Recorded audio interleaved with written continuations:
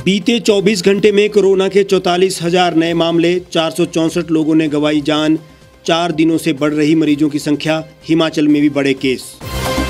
विधानसभा सत्र के बीच मुख्य सचिव को हटाने पर सरकार घिरी, लेकिन उनको हटाने के पीछे कई और भी कारण। 370 हटने के 2 साल पूरे होने पर राजपुरा सेक्टर के सांबा में 2 पिस्टल, 5 मैगजीन और 122 राउंड गोलियां मिली। सीमा पार से ड्रोन से गिराए जाने की आशंका।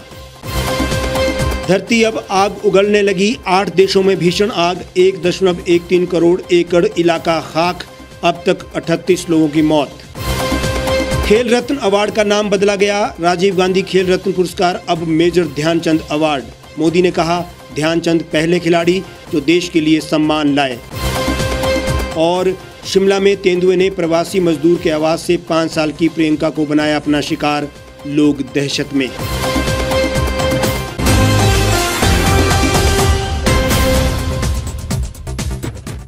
नमस्कार, स्वागत है आपका द रीव टाइम्स न्यूज़ चैनल में। आपके साथ मैं हूं हेमराज चौहान। अब खबरें विस्तार से। देश में कोरोना संक्रमण के मामले लगातार बढ़ रहे हैं। पिछले 4 दिनों से कोरोना के 40,000 से ज़्यादा मामले सामने आ रहे हैं।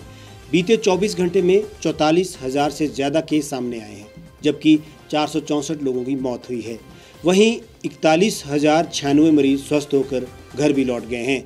देश में अब भी एक्टिव मरीजों की संख्या 4,14,159 है। गुरुवार को 45,001 मरीजों की रिपोर्ट पॉजिटिव आई थी। यह आंकड़ा 27 जुलाई के बाद सबसे ज़्यादा है। केरल, महाराष्ट्र और कर्नाटक में अचानक से कोरोना के मामले बढ़ रहे हैं। महाराष्ट्र में 16 दिन बाद 9,000 से ज़्यादा मामले सामने आने लगे हैं, जबकि बेंगलुरु में एक दिन में अचानक 3,000 मामले सामने आए। स्वास्थ्य मंत्रालय के मुताबिक देश में इलाज करा रहे मरीजों की कुल संख्या 4.14% है। वहीं अब तक देश में कुल 49 करोड़ लोगों को वैक्सीन दी जा चुकी है। गुरुवार को सबसे ज़्यादा 22,040 मामले केरल में आए। वहीं सबसे ज़्यादा 120 मौतें महाराष्ट्र में हुई। महाराष्ट्र में नए केस में अचानक बढ़ोतरी देखी गई। यहाँ 9,026 केस आए। देश के 8 राज्यों में पाबंदियां हैं। इनमें पश्चिम बंगाल, हिमाचल प्रदेश, झारखंड, ओडिशा, तमिलनाडु, मिजोरम, गोवा और पुडुचेरी शामिल है। हिमाचल प्रदेश में जैसे ही पर्यटकों के लिए ढील मिली, नियमों की अनदेखी भी हुई और आज स्थिति फिर से पाबंदियों की ओर लौट रही है। सरकार 10 अगस्त तक वेट एंड वॉच में है और उसके बाद यदि यही स्थिति रहती है तो पाबंदियों में सख्ती तो होगी। हिमाचली मूल और ईमानदार छवि के बूते मुख्य सचिव बने अनिल खाची को यूं ही नहीं हटाया गया है। इसका बड़ा कारण लंबे समय से खाली पड़े राज्य चुनाव आयुक्त के पद को भरना बताया जा रहा है। बावजूद इसके उनके हटने के कई और भी कारण हैं। हालांकि वर्ष 1986 बैच के IAS अधिकारी अनिल खाची जयराम सरकार से गुहार लगाकर सेंट्रल डेपुटेशन पर दिल्ली गए थे। इसके बाद एकाएक BK अग्रवाल के दिल्ली जाने से पैदा हुए समीकरणों के कारण ही अनिल खाची 2 महीने में वापस लौट आए थे। इस कारण जयराम सरकार उनसे नाराज भी थी। बावजूद इसके वरिष्ठता के आधार पर अनिल खाची को ईमानदार छवि और हिमाचली मूल फैक्टर के कारण CS बनाया गया था। अब लाहौल और पांगी में पंचायत चुनाव राज्य चुनाव आयुक्त न होने के कारण लटके हैं। विधानसभा सत्र के दौरान इस पद को भरने की कसरत तेज हुई। राज्य सरकार के सामने मुख्य सचिव अनिल खाची का नाम उभर कर आया। आपसी चर्चा के बाद अनिल खाची ने इस पद पर जाने के लिए हामी भर दी। अब सबके मन में ये सवाल उठ रहा है कि आखिर सत्र के बीच खाची क्यों बदले गए। इसके पीछे के कई कारणों में प्रमुख वजह अफसरशाही की नेगेटिव अप्रोच की चर्चा है। शिमला से लेकर दिल्ली तक प्रदेश की अफसरशाही को काम न करने के लिए कोसा जा रहा है। लिहाजा इसका ठीकरा भी मुख्य सचिव अनिल खाची पर फूटा है। सरकार के प्रशासनिक सचिवों की आपसी गुटबाजी इस बार जग जाहिर हो चुकी है। अफसरों का बिखरा तालमेल मुख्य सचिव के हटने की तीसरी बड़ी वजह है। इसके अलावा अनिल खाची का सख्त लहजा भी सत्तारूढ़ दल के मंत्री विधायकों को अखर रहा था। पर्दे के पीछे इसकी बड़ी और चौथी वजह मंत्री महेंद्र सिंह ठाकुर से खाची की खटपट भी थी। आपदा प्रबंधन के पैसों को लेकर दोनों के टकराव का लावा कैबिनेट बैठक में फूटा था। यही नहीं, कई और भी वजह रही जिनमें अफसरशाही की नेगेटिव अप्रोच, प्रशासनिक सचिवों की आपसी गुटबाजी अप्रोच और व्यवहार भी अब अखरने लगा था। मंत्री महेंद्र ठाकुर से पंगा भी इनको महंगा पड़ा। इसके अलावा तेज तर्रार राम सुभग बेहतर विकल्प के रूप में दिखाई दे रहे थे। 2 दशक पहले भाजपा के केंद्रीय मंत्री शांता कुमार के सचिव रहे राम सुभग सिंह ने अपनी काबिलियत के दम पर ग्रामीण विकास और खाद्य उपभोक्ता मामले विभाग को खूब पहचान दिलाई थी। जम्मू कश्मीर के सांबा जिले के राजपुरा सेक्टर में बॉर्डर के पास हथियार बरामद हुए हैं। आशंका है इन्हें ड्रोन से गिराया गया है। जम्मू जोन पुलिस ने बताया कि सेना और पुलिस के जवान राजपुरा के सरथियान गांव में सर्च ऑपरेशन चला रहे थे। इसी दौरान 2 पिस्टल, 5 मैगजीन, 122 राउंड गोलियां और 1 साइलेंसर पैकेट में लिपटे हुए मिले। वहीं जम्मू जोन पुलिस ने बताया कि राजौरी के थाना मंडी इलाके में आतंकी छिपे हुए हैं। पुलिस और सेना के जवान मौके पर मौजूद हैं। जम्मू कश्मीर में धारा 370 खत्म करने के 2 साल पूरे होने के मौके पर सेना और पुलिस पहले से अलर्ट है, इसलिए सर्च ऑपरेशन चलाए जा रहे हैं। जम्मू कश्मीर को विशेष राज्य का दर्जा देने वाले आर्टिकल 370 को खत्म करने के बाद गुरुवार को इसकी दूसरी वर्षगांठ थी। इसी दिन श्रीनगर के डाउनटाउन इलाके में एक के बाद एक 2 जबरदस्त ब्लास्ट हुए। पहला ब्लास्ट दिन में डाउनटाउन इलाके में हुआ, दूसरा ब्लास्ट शाम के समय बेमिना इलाके के एसएसबी की चौकी पर बताया जा रहा है। यहां आतंकवादियों ने ग्रेनेड फेंका था। जम्मू कश्मीर में पाकिस्तान से नापाक हरकतें जारी हैं। आतंकी संगठन जम्मू कश्मीर में हथियार भेजने के लिए ड्रोन का सहारा ले रहे हैं। 14 मई को भी सांबा जिले की सीमा में ड्रोन से हथियार और गोला बारूद गिराए गए थे, जिन्हें बीएसएफ ने बरामद किया था। पॉलीथीन में लिपटे मिले ये हथियार पाकिस्तानी ड्रोन से गिराए गए थे। सवाल ये है कि ड्रोन का खेल आखिर कब तक चलेगा। दुनिया के 8 देश भीषण आग से जूझ रहे हैं। इनमें अमेरिका, रूस, तुर्की, ग्रीस, ब्राज़ील, इटली, स्पेन और जापान शामिल है। ये आग जून के आखिरी हफ्ते में शुरू हुई थी, जो अब तक 1.13 करोड़ एकड़ का इलाका खाक कर चुकी है। इसी चपेट में आकर अब तक 38 लोगों की मौत भी हो चुकी है। करीब 1000 घर जलकर राख हुए हैं, जबकि 1.10 लाख लोगों को सुरक्षित स्थानों पर पहुंचाया जा चुका है। जलवायु परिवर्तन में ये बेहद खतरनाक माना जा रहा है। इन देशों में आग को बुझाने में 38,000 फायर फाइटर्स और करीब 650 हेलीकॉप्टर लगे हैं। वैज्ञानिकों का कहना है कि अमेरिका, रूस और ब्राज़ील में लगी आग जलवायु परिवर्तन का नतीजा है, जबकि ग्रीस और तुर्की में आग कैसे फैली इसकी जांच तो हो रही है, लेकिन यहाँ भी ग्लोबल वार्मिंग से ही ये आग लगी है, इससे इनकार नहीं किया जा सकता। वहीं ये आग सबसे ज़्यादा रूस में 1.03 करोड़ एकड़ और अमेरिका में 6 लाख एकड़ इलाका राख कर चुकी है। इसके अलावा ग्रीस 40 साल की सबसे भीषण आग का सामना कर रहा है। वहां 81 जगहों पर आग लगी है।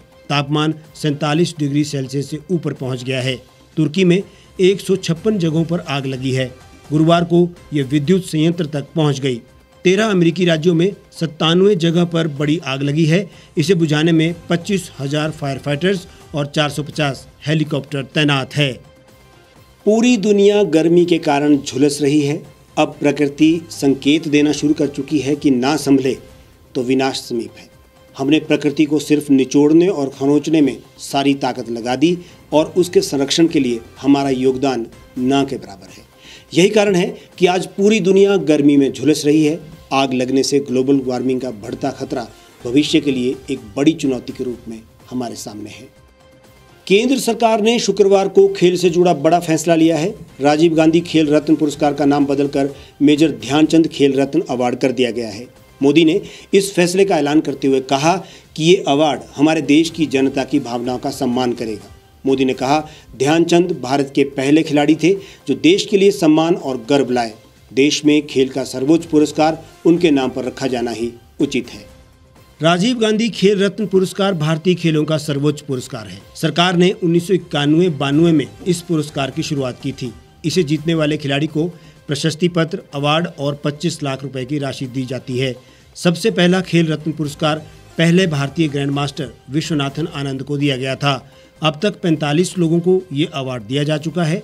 हाल ही में cricketer Rohit Sharma, Paralympian high jumper Mariyappan Thangavelu, table tennis player Manika Batra, wrestler Vinesh Phogat को ये अवार्ड दिया गया है। हॉकी में अब तक 3 खिलाड़ियों को खेल रत्न अवार्ड मिला है। इसमें धनराज पिल्ले, सरदार सिंह और रानी रामपाल शामिल है। राजधानी शिमला में तेंदुए का आतंक लगातार बढ़ता जा रहा है। बीती रात को शिमला के कल्लोग क्षेत्र में तेंदुए ने प्रवासी मजदूर के आवास पर हमला कर 5 साल की बच्ची को अपना निवाला बनाया है। देर रात की ये दर्दनाक घटना तब हुई जब खाना खाने के बाद वो अपनी दादी को ये कहकर गई कि मुझे शौचालय जाना है। जैसे ही वो बाहर शौच के लिए निकली तो दादी से करीब 3 मीटर दूर घात लगाए बैठे तेंदुए ने 5 साल की प्रियंका को अपना शिकार बना दिया। जैसे ही तेंदुए ने प्रियंका को अपना शिकार बनाया, वैसे ही वहां रखी पानी की बाल्टी गिर गई। बाल्टी की आवाज आते ही प्रियंका की दादी उसको ढूंढने निकली। तब तक प्रियंका गायब हो चुकी थी, जिसके बाद दादी ने शोर मचाया, लेकिन प्रियंका कहीं भी नहीं मिली। उसके बाद उन्होंने मालिक को फोन किया, जिन्होंने पुलिस और वन्य विभाग को सूचित कर सर्च ऑपरेशन चलाया। रात करीब 2 बजे तक चले अभियान में टीम को कुछ भी नहीं मिला, लेकिन सुबह होते ही एक बार फिर सर्च अभियान चलाया तो टीम को करीब 3 घंटे की कड़ी मशक्कत के बाद प्रियंका का सिर ही मिल पाया। उसके बाद उसके बाकी शरीर को ढूंढने के लिए एक बार फिर टीम ने सर्च अभियान चलाया, लेकिन घने जंगल के चलते उसका शरीर नहीं मिल पाया। प्रियंका की इस तरह से दर्दनाक मौत के बाद दादी का रो रो कर बुरा हाल है। वहीं काम करने वाले अन्य मजदूरों को भी अब और ज्यादा डर सताने लगा है। लोगों ने सरकार से तुरंत तेंदुआ पकड़ने की मांग की है। लड़की ने बोले दादी सुसु, तो आई सुसु तो एक बाल्टी गिरी। मैं बाल्टी से बच्ची को पता की कि बच्ची गिर गई बोल के आई है। बच्ची को तो 2 थप्पड़ लगाऊंगी बोल के मैं दौड़ के आई। मैं भी यहीं बैठी थी, सामने बैठी थी। फिर प्रियंका प्रियंका बोल रही, आवाज नहीं दी। लाइट नहीं था, अंदर गई, मोबाइल पकड़ के मोबाइल जलाई। उतना तक एक बंदा उधर से आया, बोल रहा है ए बुढ़ी, बोल रहे क्या प्रियंका तेरा नाती कहाँ है, कोई चीज ले गया होगा। इधर से बहुत आवाज मार रहा था, बोल रहा था। मैं भी तो रहे उसी को देख रही हूँ, सच में नहीं है प्रियंका बोली। यहाँ सवाल ये है कि जहाँ मजदूर रहते हैं वहाँ ना तो लाइट्स का उचित प्रबंध होता है और ना ही जंगली जानवरों के हमलों से बचने के लिए कोई और साधन। हमने जंगलों पर अधिकार जमाना शुरू कर दिया और जंगली जानवर अब शहर की ओर बढ़ने शुरू हो गए हैं। इस 5 साल की बच्ची के साथ जो हुआ वो बेहद दुखद है और सतर्क रहने की चेतावनी भी। हमारे आज के इस बुलेटिन में फिलहाल इतना ही। आप देश और दुनिया की तमाम खबरों के लिए हमारे साथ जुड़े रहिए, देखते रहिए द रीव टाइम्स।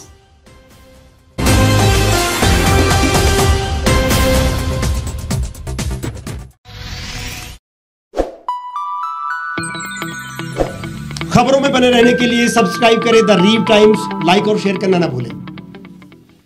गांव की चौपालों से लेकर संसद के गलियारों तक, गृहिणी के चूल्हे से लेकर निवेश और बाजारों तक, किसानों के हाल से लेकर खेत और खलिहानों तक, शिक्षा और स्वास्थ्य से लेकर खेल के मैदानों तक, संसद के प्रधान से लेकर पंचायत के पंच तक, सेंट्रल हॉल से लेकर ग्राम सभा के मंच तक, हर खबर पर रहेगी हमारी पैनी नजर।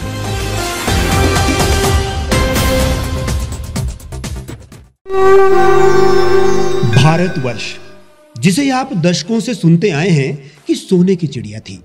इसके पंख पहले मुगलों ने कुतरे, फिर अंग्रेजों ने, और आज राजनीतिक प्राणी कोई कोर कसर नहीं छोड़ रहे। आज भी लगभग 25 करोड़ लोग रात को भूखे सोते हैं। करीब 2 करोड़ लोगों के पास घर नहीं है। भ्रष्टाचार में हमारा 176 देशों में 80 नंबर आता है। औसतन 100 महिलाओं के साथ हर दिन ज्यादतियां होती है और ना जाने क्या क्या। देश की संसद से कुछ ही दूरी पर चादर लपेटे सैकड़ों लोग सुबह नील गगन के नीचे सोए हुए मिलते हैं। क्या आप एक ऐसे भारत की परिकल्पना नहीं करना चाहेंगे जहां कुछ ऐसा किया जाए कि 1 वर्ष के भीतर देश में कोई भिखारी या लाचार भी आश्रयहीन न रहे? लोगों को सभी सरकारी सेवाएं घर द्वार पर ही प्रदान की जाएं ताकि दफ्तर या कर्मचारी के चक्कर ना काटने पड़े। भ्रष्टाचार जड़ से समाप्त हो जाएगा। सेवा प्रदाताओं की पब्लिक रेटिंग यानी जनाकलन और तकनीक द्वारा अपराधों का शून्यकरण किया जाए। स्वास्थ्य और आधारभूत शिक्षा सभी के लिए समान गुणवत्ता के साथ निःशुल्क प्राप्त हो, और भी बहुत कुछ। यदि आप इस पवित्र राष्ट्र निर्माण यज्ञ का हिस्सा बनना चाहते हैं तो आज ही राष्ट्रीय लोक नीति पार्टी से जुड़ें। अब देश राजनीति से नहीं, लोक नीति से चलेगा। विजिट करें वेबसाइट rashtriyalokniti.org।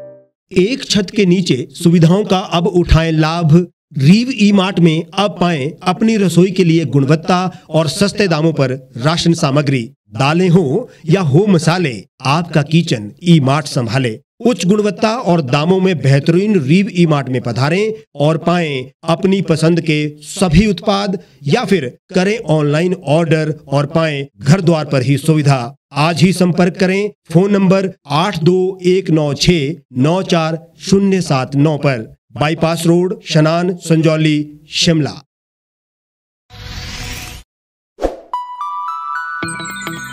लेटेस्ट खबरों के लिए यूं ही देखते रहिए द रीव टाइम्स। लाइक, शेयर और सब्सक्राइब करना ना भूलें।